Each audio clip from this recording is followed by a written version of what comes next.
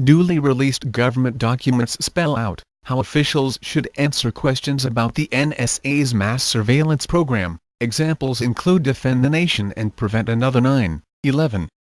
National Security Agency officials often reference the 9/11 terrorist attacks when justifying the agency's mass surveillance program that was leaked to the public last June, and, not surprisingly, this type of language appears to be intentional.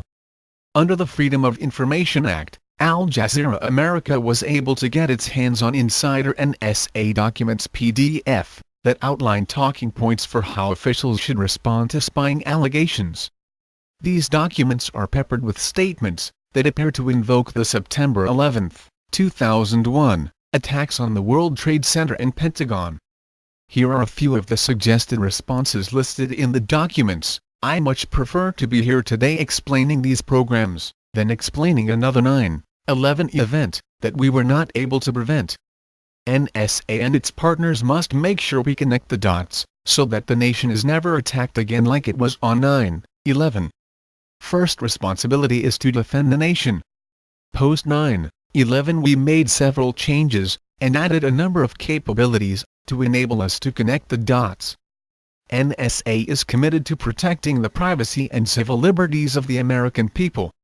Apparently, the suggestions in these documents have gotten some play with officials, like NSA Director Keith B. Alexander and Director of US National Intelligence James Clapper.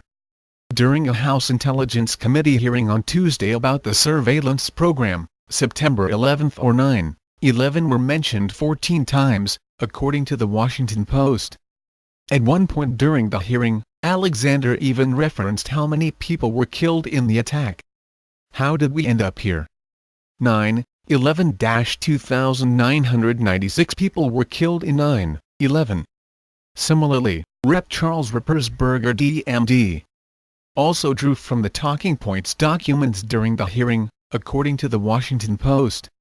These dots should have and likely could have been connected to prevent 9/11, Rippersberger said, and are necessary to prevent the next attack. The NSA is one of the biggest surveillance and eavesdropping agencies in the U.S., and was whistleblower Edward Snowden's workplace, before he decided to leak some of the agency's top-secret documents to the press in June.